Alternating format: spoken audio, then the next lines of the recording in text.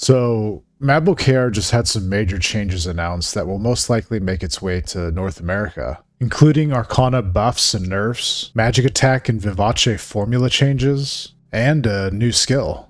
Let's start with Arcana changes. Dark Diviner, the Mage Arcana, or DD for short, got some pretty big changes. The Arcana's Link 9 Dark Diviner skill's damage increase and Advanced Magic damage increase is changing to Magic Talent's skill damage increase. And the numbers are changing from 5% to 10% for wands and 7% to 15% for staves. The developer notes mention this change comes to make general magic skills more meaningful, which is kind of okay. It's sort of a nerf to DD skills, but in all reality, general magic skills are used way more often than DD skills in actual gameplay. Dorcha usage for staves is being lowered to wand levels of usage, which helps with resource management. I guess that's kinda cool. Mages are crazy though for how many options they have for replenishing resources. I mean, look at how often I use rendered Dorcha throughout Crom here. I don't know. Maybe there's a fine line between having resource management and just making it not really an issue. Personally, having to think about Dorcha management in its current state makes DD a lot more interesting, but I'm probably being an idiot, so yeah. The skill Thunderblight's duration is increasing from 10.5 seconds to 12 seconds, and the max distance is changing from 20 to 30 meters, which is pretty nice for range play. I sort of thought it was in an okay spot before, but sure, fuck it. Also, Thunderblight will not cancel anymore when switching to Chainblade, which is nice since Chainblades are a good common utility nowadays. And the biggest change is while Thunderblight is activated, the skill no longer drains Dorcha while active, which is crazy to think about with something like Time Shift Shadow Flare. But yeah, I know there are a lot of mages in the game. I think it's the most popular type of playstyle in South Korea, and I think it's at least top 2, if not the most popular in North America. So rest assured, I think Mage is going to be doing just fine. And speaking of resource management, Elemental Knight, or the Warrior Arcana, is finally getting some much needed resource changes. Currently, the 3 instills you can cast on your weapon leech so much stamina and mana that it's impossible to upkeep without potions every so often, or the skill Purifying Wave, which comes from the Whale Pet, which costs real money or a lot of gold. This is such an asshole design that I have no clue what the designers were thinking of with this current build. However, after we get this update, all 3 levels of Instill will be merged into one toggleable skill that will have a reduced level of stamina and mana drainage. And speaking of resource management improvements, Dauntless Defense is getting a buff where a full defense gauge, not damage taken but charge time, will recover 20% of max stam and mana at rank 1. Great! This is going to be a good way to recover lost resources over time. Dauntless Defense will also get a 50% damage reduction while using the skill at rank 1.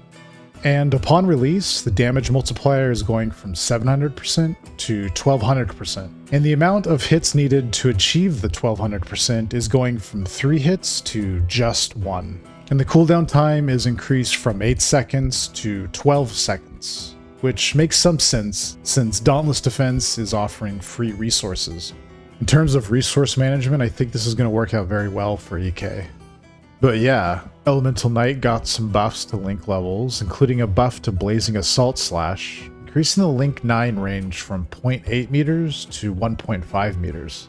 And Link 10 decreases cooldowns on all EK skills from 1 second to 2 seconds. And Assault Slash, Shattering Windmill, and Dynavolt Smash are getting pretty substantial buffs as well.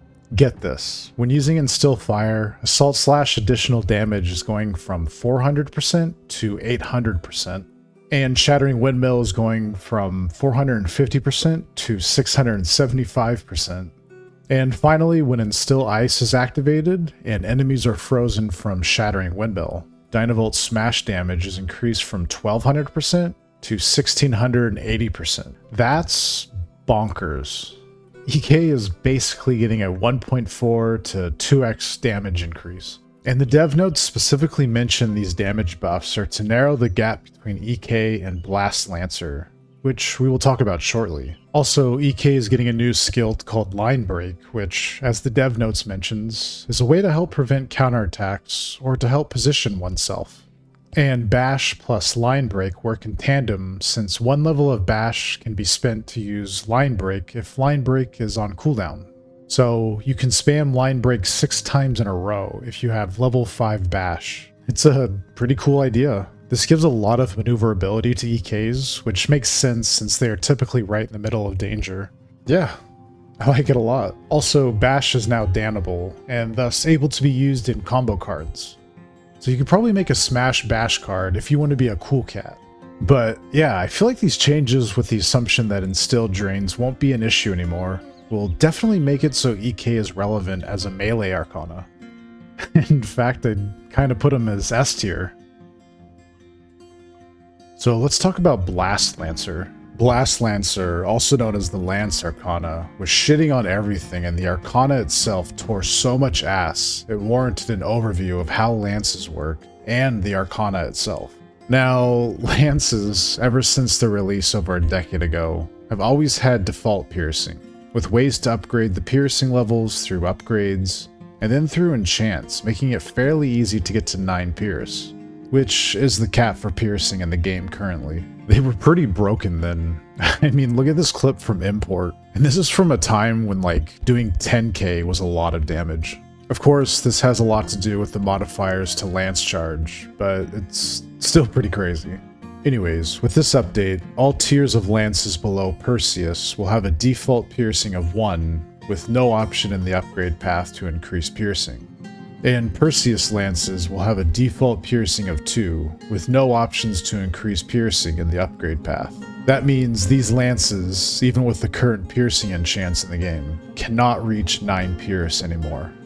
The developer notes mentioned the piercing changes came from Blast Lancer's high damage modifiers, which made basically all lances like the Blanded Lance or Celtic Lance pretty fucking strong, since they ignore most, if not all, the protection from mobs and bosses, which gives in-game lances not much of an advantage over the lesser tier ones. Another change coming to lances is the Lance Charge Enhancement set effect is being replaced with Lance Charge Final Damage, with Celtic and Divine Lances getting 15%, Perseus Lance gets 20%, the Nightbringer Lance gets 35%, and the Soul Liberated Lance, the newest lance, gets 50% Lance Charged Final Damage. The dev notes mention this change comes as a buff to the Blast Lancer skills Overdrive and Annihilation, which are the main damage-dealing attacks with the Lance Arcana. Basically, the Lance Charged Final Damage change is a buff to these Arcana skills, like how a Smash Enhancement set affects Dynavolt Smash. Also, while Blast Lancer is active, the Lance Charge on Horseback modifier is applied when not on horseback, which I feel is appropriate since you probably won't be on a pet often. Anyways, there's some other modifications to Blast Lancer's individual skills, which will be in the link below. But yeah, I guess we'll have to see how it plays out when Lance Arcana comes to North America. Also, this is Boss's gameplay.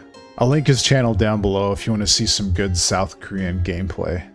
So, let's get into some ass play, otherwise known as Alchemic Sharpshooter, or ASS for short. ASS got a straight cooldown reduction across the board. Ignis Plume is going from 10 to 6 seconds, Aqua Volley from 15 seconds to 10 seconds, Terra Scourge from 30 to 24 seconds, Ventus Howl from 24 seconds to 10 seconds, and Tri Assault from 50 to 42 seconds. This is pretty huge for ASS. Currently, ASS is a burst damage type of Arcana since there is a substantial amount of dead time between cooldowns, which is usually filled with mag shot spam if we're talking straight DPS. I feel with these cooldown changes, obviously more DPS will be had, but also players just starting out with non-erged bows will have a better time putting shots down range, since mag spam relies mostly on S50 erg, especially for human archers. I also think the rhythm of gameplay will improve as well, if you can understand that. Also, aiming speed is now normalized and not based on distance, meaning at any range, the speed of your aim is now the same whether you are 1 meter away or 20 meters away. Oh yeah, and Urgent Shot life and stamina drain is halved from 10% to 5%, which is awesome, since this skill should almost always be active if you're using an ASS skill. Like EK, ASS skills also got a boost in damage. Ignis Plume is changing from 400% to 600% damage. Aqua Volley is going from 1800% to 2200%, and the skill tracks a moving enemy instead of being locked in while charging, as well as being able to escape while charging the skill. Ventus Howl's attack width changed from 3 meters to 4 meters. Terra Scourge's damage is going from 700% to 1000%, and Tri-Assault's first 2 attacks will go from 1000% to 1500% damage, and the last shot is going from 2500% to 3000%. This is at or around the same bonkers as the EK upgrades, but it gets even more bretterer. The Link 9 buff, 1% more damage per 1 meter away you are from the target, up to 15%, has changed to just being 15% more damage, regardless of the distance. The distance buff actually made Ass not much of a team player, since in order to get the buff, archers needed to be far away. With this update, your Ass will be able to contribute more without having to worry about losing damage. But yeah, once we get these changes, your Ass is going to be looking pretty darn good. Saint Guardians have not gotten as substantial updates as the other Arcanas mentioned. However, Saint Guardians, also known as the Shield Arcana, aka the tanks of the game, are still being one-shot in places such as Crom and Glen, since the crit damage by the mobs in these places will almost always put a player into deadly or just deaded. To combat this, crits have been removed, but average damage has been raised, which I think is a good change since a lot of deaths in these places come from getting crit from just regular attacks. Or those shooting rush attacks in Crom you can't do anything about. But yeah, Saint Guardians seem like they're becoming the ultimate early game Arcana, since it doesn't seem like you need much equipment to do just even techs. And finally, Harmonic Saints received more of a quality of life update, which they have a better chance to play Marvelous or Haunting buffs at Link 10. Pair this with a Marvelous or Haunting Inspiration Reforge. The chance of playing one of those levels is increased substantially, reaching pretty much 100% with high enough Reforges. Yeah, that's pretty sick, especially since Harmonic Saints are becoming more and more important. Last, but certainly not least, Magic and Vivace have changed dramatically. Now, I won't number munchers you with specifics. Actually, I'm not even sure half of you even know what number munchers are. But think of magic attack like you would max damage, and Vivace is basically Battlefield Overture for magic attack, with cast speed added. As well as magic attack pots now work like physical power pots, giving a percentage of magic attack rather than just the 80 magic attack.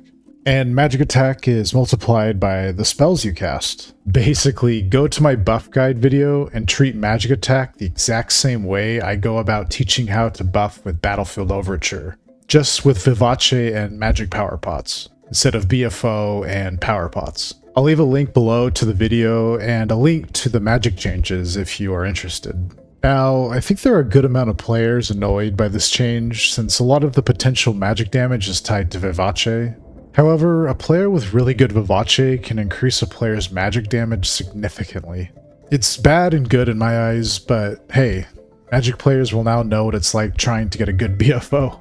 Also, magic enchants for scythes and magic items have changed to adhere to this update. Again, check the link below to see all this stuff. By the way, this is a burn without time shift. It's pretty insane. Anyways, I just wanted to give a quick rundown of what to expect sometime in probably 2025. I'm aiming for June or July, probably when Master Plan Summer is out, but obviously we won't know for sure. I also got a tech guide coming out soon where I use beginner gear. It's recorded, I just gotta edit it all. I'm also planning to redo the Crom guide since that whole dungeon has been revamped. So stay tuned for that. Let me know what you think of all these changes, or if you have any questions or concerns. Hey, you dudes take care though. Be safe, have fun, and I'll see you guys in the realm. Peace.